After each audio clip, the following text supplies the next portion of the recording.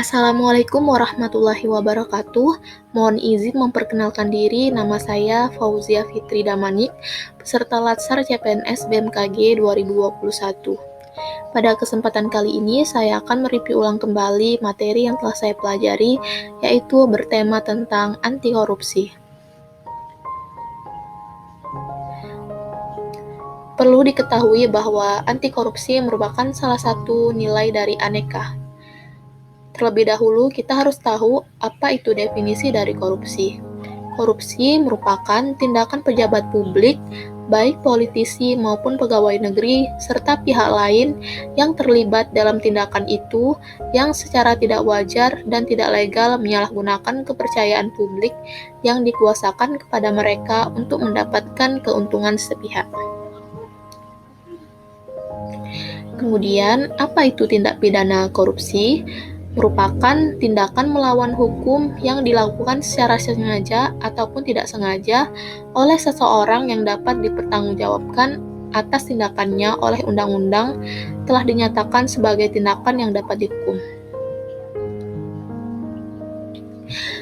Kemudian, apa ciri-ciri korupsi?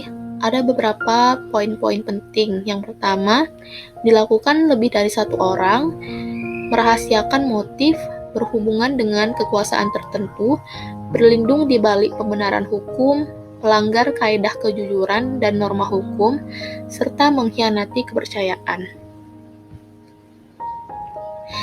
Ada beberapa jenis-jenis korupsi, yaitu kerugian keuangan negara, suap menyuap, penggelapan dalam jabatan, pemerasan, perbuatan curang, benturan kepentingan dalam pengadaan, serta adanya gratifikasi.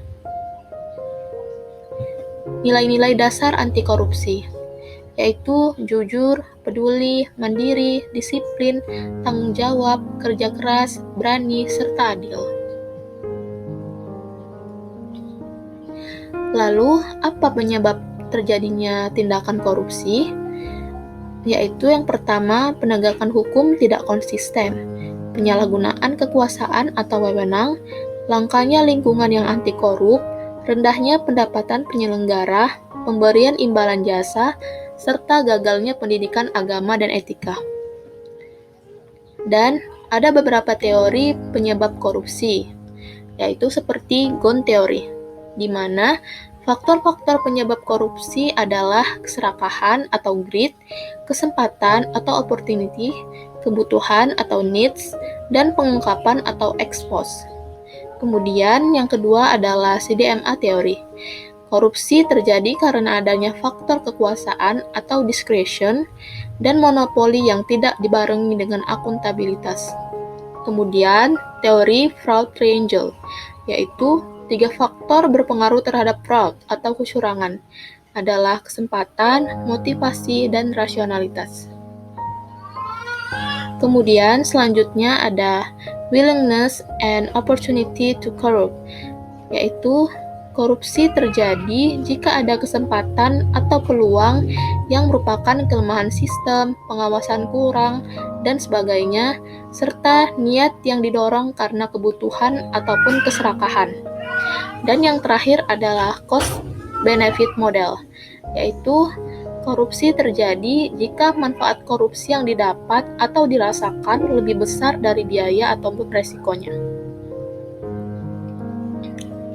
Dan bagaimanakah cara kita untuk melakukan pencegahan terhadap korupsi? Ada 2 caranya, yaitu adanya perbaikan sistem dan juga perbaikan manusia.